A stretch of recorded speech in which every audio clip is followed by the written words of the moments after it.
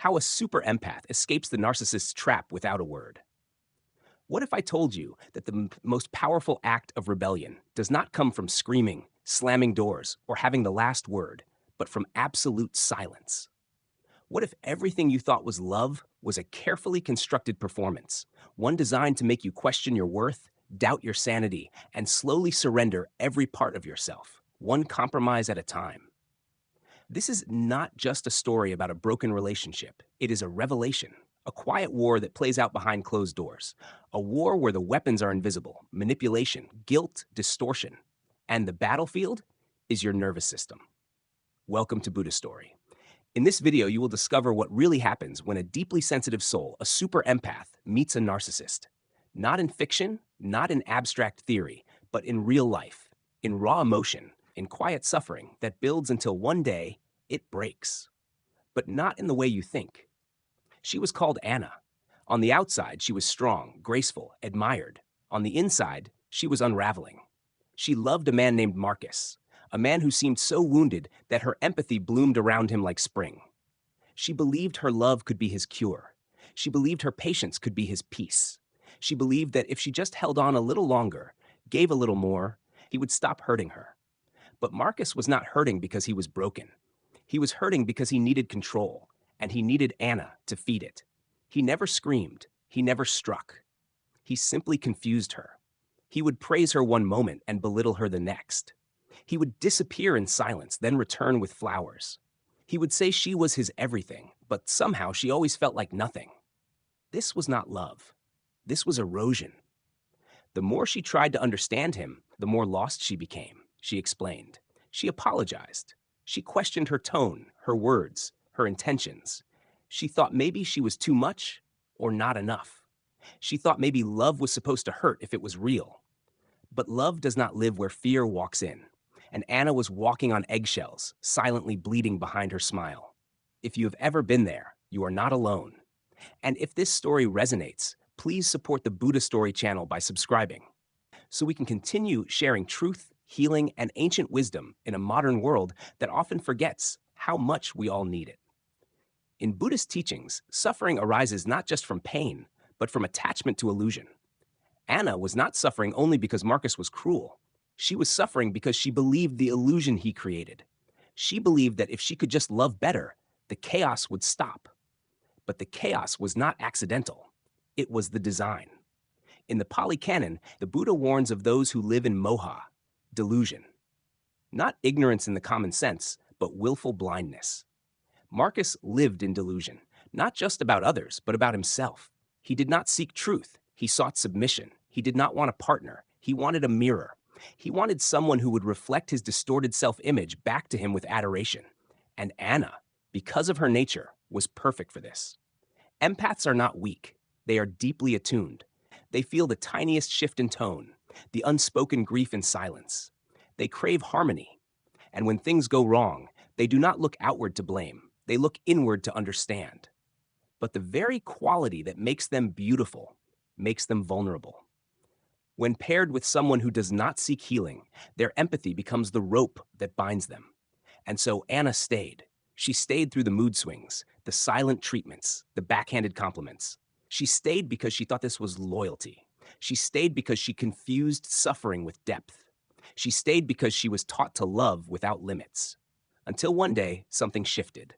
It was not dramatic. There was no final scream, no public confrontation. It came in stillness, in the quiet hour before sunrise. As she sat alone for the first time in months, Anna breathed, really breathed. She felt her own presence, untouched by his voice, his moods, his needs. And in that silence, she remembered something sacred, her own existence. This is where the story begins to change. Not because Marcus changed, he did not, but because Anna did.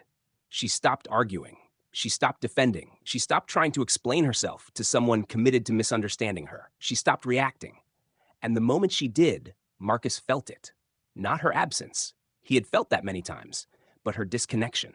Her energy was no longer available to him. Her empathy was no longer for rent. In one ancient tale from the time of the Buddha, a man named Devadatta continuously attempted to provoke the enlightened one. He spread lies, sowed confusion, even tried to harm him. But the Buddha grounded in truth, never reacted. His stillness became unbearable for Devadatta, who eventually unraveled in his own schemes. This is the spiritual parallel of what happens when an empath becomes a super empath. They no longer play the game, not because they are bitter, but because they are awake. Anna began to build herself again, not with noise, but with structure. She meditated, she journaled, she created routines. She no longer poured herself into someone else's chaos. Instead, she planted herself in clarity. Marcus noticed. He tried to provoke her through charm, then guilt, then rage, but nothing worked. She no longer flinched. She no longer rose to defend herself. She no longer reacted. And for someone addicted to emotional control, her silence was not emptiness. It was defeat. You see, the narcissist does not feed on love. They feed on your reaction, your defense, your apology, your confusion, your hope. When you stop supplying those things, they are left with only themselves, and that is the one person they do not know how to face. Marcus began to fall apart, not because Anna hurt him, but because she stopped holding him together. The story of Anna is the story of many, and perhaps it is yours too. And so I leave you with this question. If someone repeatedly tries to pull you into their chaos, what is the most powerful response? A. Engage with compassion and try to heal them. B. Step away with clarity and protect your peace. Leave your answer in the comments, A or B. And remember, sometimes the kindest thing you can do for another soul is to stop participating in their self-destruction. The silent awakening of the super empath and the fall of control. There is a moment, quiet, barely visible to the outside world, when something inside the empath finally breaks free. Not in rage, not in rebellion, but in realization, a sacred severing, invisible and irreversible. Her name was Claire. For years, she danced in a storm of contradictions, tethered to a man named Julian. He was charming, articulate, and devastatingly calculated. He never yelled, never struck, but he twisted truths with such grace that she often questioned her own memory. He praised her deeply and then vanished emotionally for days.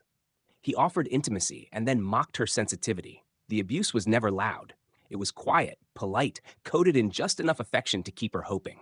But Claire was no longer the woman he had met. She had become quieter, not submissive, but aware, not withdrawn, but discerning. There was a weight in her silence, not of sadness, but of understanding. One morning, Claire stood by her kitchen window, watching the sunlight hit the edge of a coffee cup. That was all. Nothing dramatic, no breakdown. But in that moment, something became crystal clear. She was not responsible for Julian's emptiness, and she was done trying to fill it. This was the beginning of her internal revolution. Buddhist teachings speak of inner liberation as the release from attachment, not only to people or things, but to illusions. The illusion that love must hurt. That endurance is a virtue in all contexts, that if you give enough, they will change. The super empath breaks these illusions not with fury, but with quiet wisdom. Claire did not make an announcement. She did not write long letters or demand apologies. She simply began to return to herself. She started by reclaiming the mornings. She woke before sunrise to sit in silence, not to escape Julian's voice, but to meet her own. She breathed deeply, not to calm herself for his moods, but to honor her own presence. She stopped asking how he felt and began listening to how she felt in his presence. And for the first time in years, the answers were undeniable. He did not love her. He needed her. And that distinction made all the difference. In Buddhist psychology, the concept of Vedana refers to the feeling tone of an experience, pleasant, unpleasant, or neutral. When one becomes mindful of Vedana, one begins to step outside of reactivity. This is what Claire was experiencing. She no longer responded based on fear or the hope of change. She noticed, she observed, and she chose differently. Julian noticed the shift. His charm increased, then his manipulation, then his criticism. He tried everything: guilt, affection, passive aggression. He needed her attention like a plant needs sunlight.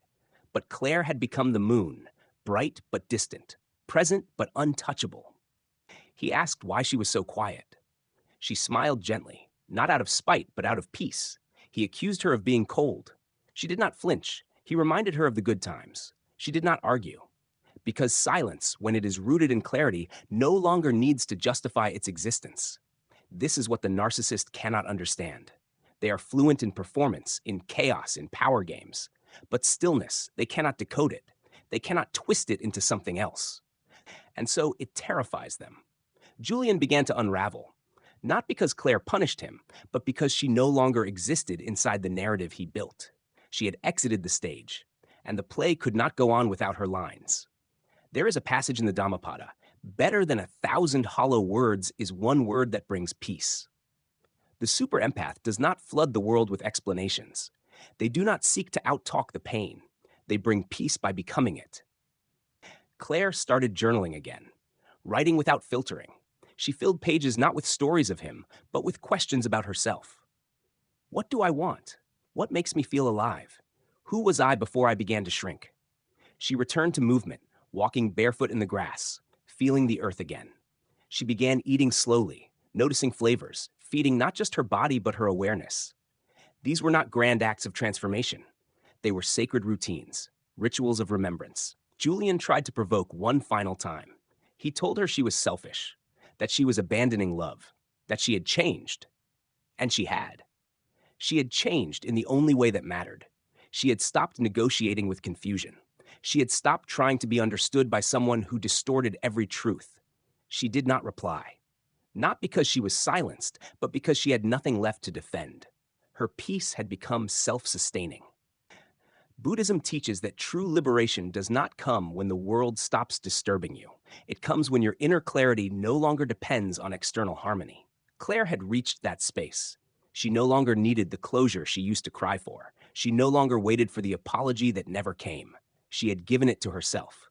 And in that giving, she had taken something back: her energy. Energy, once reclaimed, cannot be stolen. It becomes a boundary. Not a wall built from fear, but a frame built from self-respect. Julian no longer had access. Not because Claire blocked him, but because she no longer responded to the part of herself that once needed him. This is the fall of control. Not a dramatic collapse, but an absence.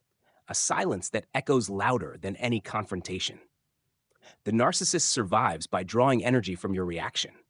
When that reaction disappears, so does their sense of control. They become irrelevant. Not to the world, to themselves. Because without someone to reflect their chaos, they cannot maintain the illusion of who they think they are. Julian faded. He did not explode. He vanished slowly into the quiet Claire created.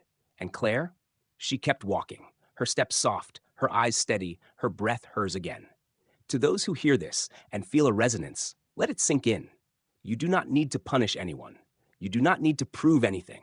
The greatest act of liberation is becoming unreachable to what once had access to you. That is the essence of spiritual strength, not resistance, but alignment. And in that alignment, you do not just survive, you rise.